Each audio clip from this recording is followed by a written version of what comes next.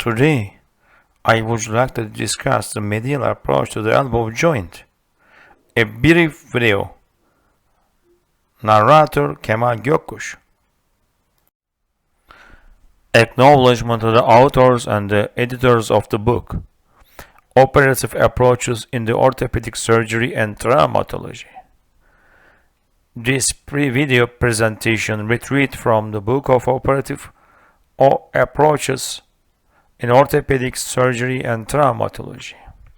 Thanks for the Frieden Kerschbaumer, Kuno Weiss, Karl Joachim Wright, and Alexander Vaccaro. They contributed to science and medicine with their great book. Thanks for Professor Reinhold Ganz for inventing this approach and deliver it to the humanity.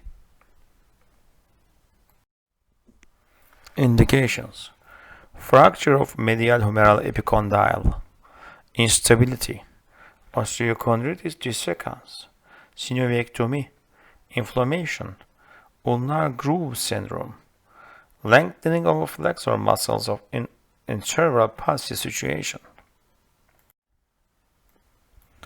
Positioning and the incision. The patient is placed in the supine position. The arm is draped to allow free movement, abducted and placed on the arm table. The surgeon sits at the axillary side of the arm.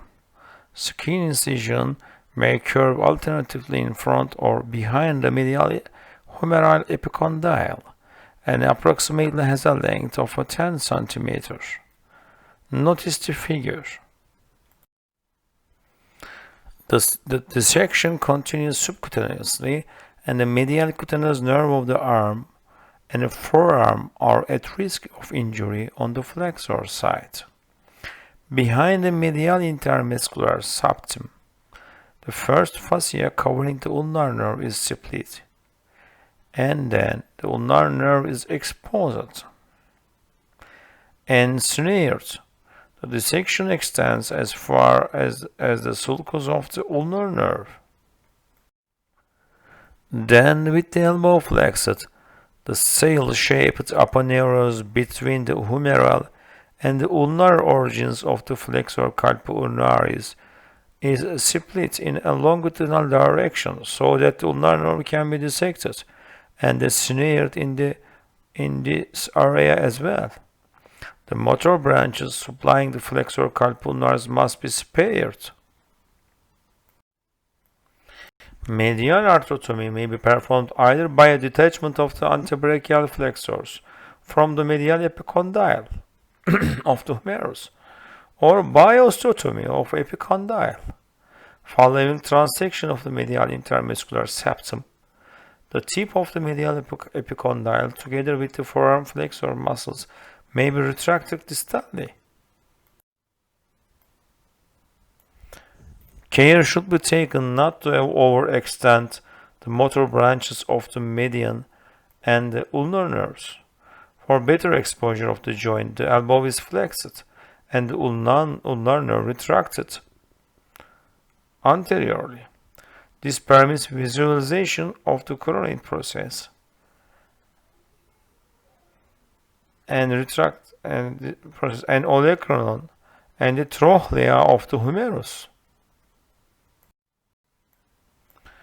A proximal extension of the approach for exposure of the distal end of humerus can be obtained by a supraostial dissection of the brachialis and triceps.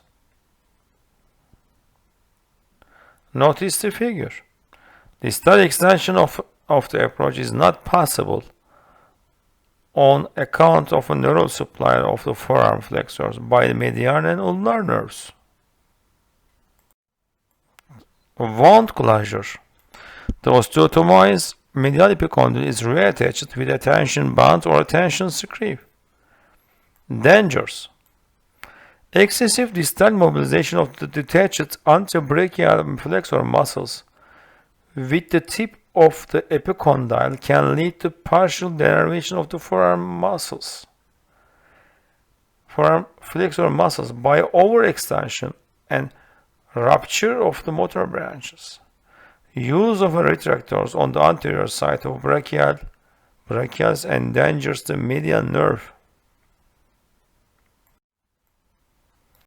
In this video, I also used another source of knowledge, the Book of Master Techniques in Orthopedic Surgery, Relevant Surgical Exposures.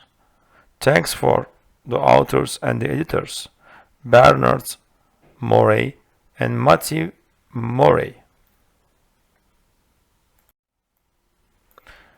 Medial exposure of the elbow. There are two relevant exposures to the medial aspects of the elbow. The first is focused exposure that allow identify and management of the coronoid fractures.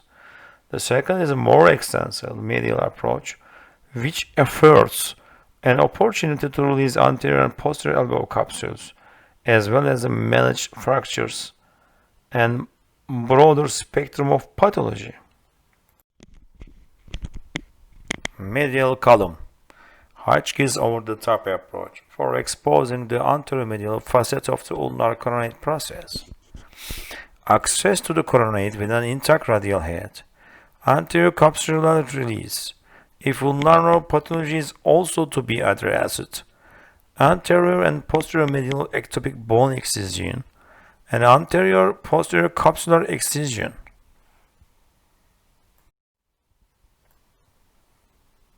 Landmarks. Medial supracondylar ridge of the humerus, medial intermuscular septum, the origin of the flexor pronator muscle mass, and the ulnar nerve. Position. The patient is supine with extremities supported by a hand or an elbow table. Notice the figure. Position. The patient is supine with extremities supported by a hand or an elbow table. Notice the figure. Secure incision, 5 cm distal and proximal to the medial epicondyle. Medial intermuscular septum is identified. Anterior to septum, superficial the fascia, and not in the subdermal tissue. The medial antebrachial cutaneous nerve is identified and protected. Notice the intraoperative photograph. The line of reflection is identified distally at the raphe between the flexor carpulnaris and pronator teres. The intermuscular septum is identified proximally. The ulnar nerve is mobilized. The medial intermuscular septum is exposed anteriorly and the posterior, and then release for the distance of approximately about 5 cm proximally. Locate medial supracondylar ridge and begin elevating the anterior brachialis muscle with a periostal elevator. Subperiostally elevate enough the anterior structures to the distal humeral region to allow placement of a wide retractor. Median nerve, brachial artery, and vein are superficial the brachialis muscle and need to be identified. The flexor pronator muscle mass is divided in the line with its fibers along the raphe which separates the pronator and flexor carpulnaris muscle, leaving a portion of flexor carpulnar tendon attached to the epicondyle. See figure D. Note a small cuff of fibrous origin can be left on the supracondylar ridge as the muscle is elevated to facilitate reattachment when closing.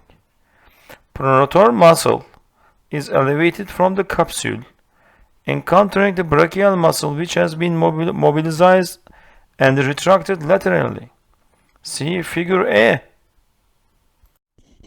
Note: a proximal transverse incision in the lacertis fibrosis may also be needed to adequately mobilize the brachial muscle. As pronator muscle mass is elevated from the capsule, the entire capsule is exposed. The entire anterior capsule is exposed. CF. If necessary, the posterior capsule may be exposed by elevating triceps from its lateral distal humeral attachment. Thanks for watching my video. Do not forget to subscribe to my non-profit channel.